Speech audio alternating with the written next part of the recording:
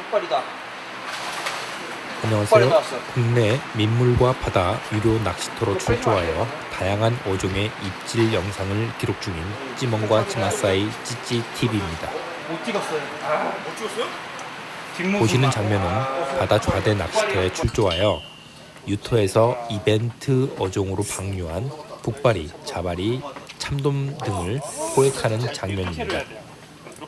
보통 평균 보름에 한번 출조하고 민물과 바다의 다양한 유토를 다니기에 배경에 나오는 바다 유토의 경우 1년에 고작 한두 번밖에 가지 않는 곳임에도 해당 유토 단골 조상님들도 포획하기 어려운 이벤트 어종을 잡아내는 비법은 과연 무엇일까요?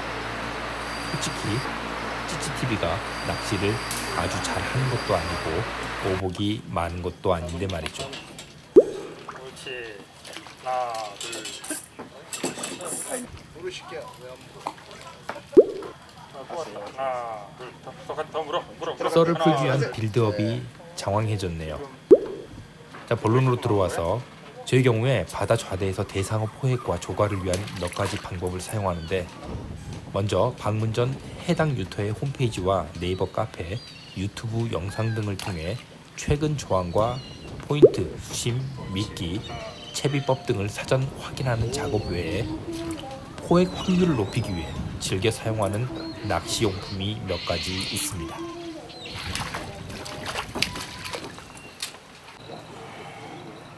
그 중에 하나가 바로 휴대용 어군 탐지기, 줄여서 어탐기라고 부르죠. 오늘 콘텐츠는 이 휴대용 어탐기를 바다 좌대에서 활용하는 방법에 관한 내용이고요. 제 콘텐츠 대부분이 그러하듯 초보분들을 위한 내용이니 이 점 참고하시기 바랍니다.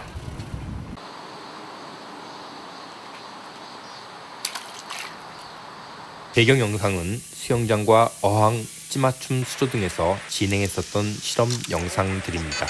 아마 저처럼 수영장까지는 아니더라도 어항이나 욕조에 넣고 테스트 해보신 분들이 많을 것으로 보입니다.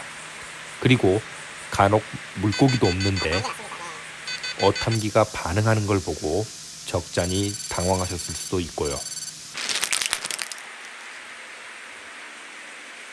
실험 직후 판매사 측에 문의해본 결과 1m 이내의 수조, 어항, 욕조, 수영장 등에서 작동 시 오류로 인하여 어군이 인식될 수도 있다는 답변을 받았습니다. 기술적이고 세부적인 답변은 따로 받지 못했고요. 제가 유토에서 본다 어탐기를 사용하고 있으면 호기심으로 다가오는 분들도 계시고 이미 사용하고 계시는 분도 간혹 계시는데, 기존에 사용하고 계신 분의 경우 몇 번 사용하고 어딘가에 처박아 두신다고 하네요. 그게 아마도 최초 사용에 앞서 기대치가 너무 높았는데 실사용에서 조과에까지 연결되지 않은 실망감에 따른 것으로 보여집니다. 근데 거꾸로 이렇게 한번 생각해 보십시오. 큰 고깃배에 설치된 수백에서 수천만 원짜리 어탐기를 가지고도 꽝을 치는 선장님들과 유호선배에 승선한 낚시꾼들도 많이 계시잖아요. 앞서 제가 표현한 것처럼 어탐기를 포획 확률을 높이는 도구 가운데 하나로만 여기면 더 이상 실망할 일은 없을 겁니다.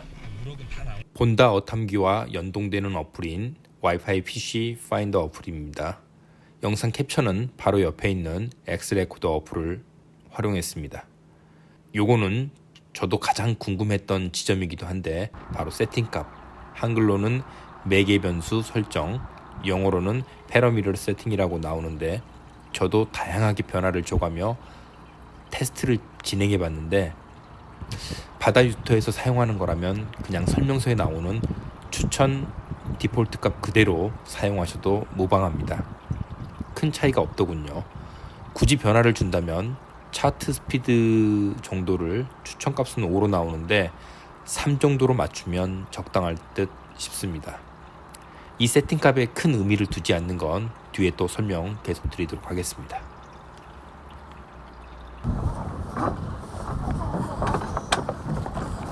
찌찌TV는 바다 좌대에 도착하면 짐을 풀고 제일 먼저 하는 게 어탐기를 이용해 수온과 수심, 어군 윤무와 물고기가 머물러 있는 수심층을 먼저 파악합니다.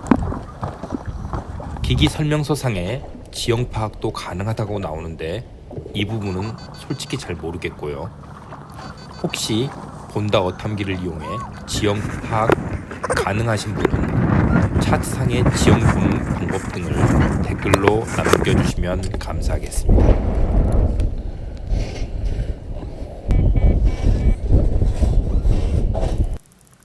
어탐기의 기본 원리와 상상 이미지는 메아리와 비슷하다고 보면 됩니다. 어탐기 하단에서 발신하는 초음파가 바다 밑바닥에서 반사되어 수신되는 초음파를 분석한 다음 그 이미지를 차트에 보여주는 거죠. 바닥에 닿고 돌아오는 과정에 공기 주머니인 불에가 있는 물고기도 이때 탐지가 되는 거고요. 그래서 불에가 없는 쭈꾸미와 같은 두 종류는 어탐기로 스캔과 탐지가 되지 않습니다. 아울러 어탐기의 특성상 깊은 곳에 있는 물고기와 어군이 상대적으로 크게 보입니다. 같은 수심층의 크고 작은 물고기의 구분은 신뢰하더라도 저층에 있는 물고기의 크기를 차트에 기록되는 것 그대로 믿는 것은 바람직하지 않습니다. 바닷물의 온도는 표층, 중층, 저층으로 구분되는데 어탐기에 표시되는 온도는 당연히 표층 온도만 확인 가능합니다. 물고기들은 종류와 특성에 따라 적정 수온을 찾아 이동을 합니다. 국내 연안에 서식하는 대표 어종이 좋아하는 수온은 대략 18도에서 23도 사이에 있습니다. 저도 그러했지만 간혹 사용자분들 가운데 차트에 보여지는 영상이 어탐기 바로 하단의 모습으로 오인하는 경우가 종종 많은데 본다 어탐기의 주파수 각도는 90도입니다. 쉽게 얘기하면 90도 각도로 해저를 향해 송신되었다가 다시 거꾸로 되돌아오는 초음파를 수신하는 거죠. 수심이 5m 이상만 되더라도 그 탐색 범위가 굉장히 넓어진다는 게 머릿속으로 그려지시나요? 이런 이유로 저는 수심 1, 2m의 장소에서 얼음 낚시할 때 어탐기를 무척 신뢰하는 편입니다. 차트 오른쪽에서 왼쪽으로 이미지가 지나가는데 가장 오른쪽이 최신 데이터이고 왼쪽은 과거 데이터입니다.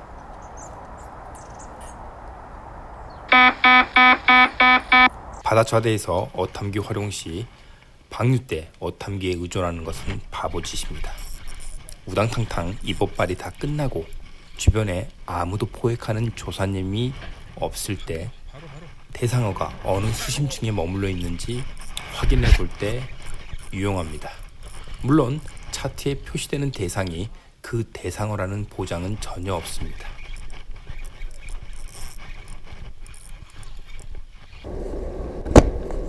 마지막으로 어탐기는 겉모습은 굉장히 터프하고 단단해 보이지만 내부에 민감한 센서가 내장된 전자기기입니다. 너무 강한 충격을 주는 것은 바람직하지 않다고 보입니다. 본 콘텐츠가 휴대용 어탐기 사용과 관련해 일부 도움이 되셨는지 모르겠네요. 제가 직접 필드에서 사용해보고 체득한 것 중심으로 공유해봤으며 추측의 영역에 있는 것들은 가능한 배제하려고 노력했습니다. 동일한 조건에서 낚시를 한다고 가정했을 때 수온과 수심 그리고 어군의 유무와 위치 정보를 알고 있는 것과 모르는 것은 큰 차이라고 보여집니다.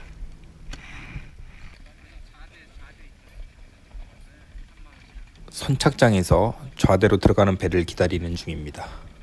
어탐기로 찍어보니 수심은 대략 1.3m에서 1.5m 정도 나오고 수온은 12.6도에서 13.5도 그리고 낱말이지만 바닥에 물고기가 확인되어서 지그헤드 채비에 오징어, 염색 오징어 한 마리 껴서 던져놓고 고패질을 하는 중입니다.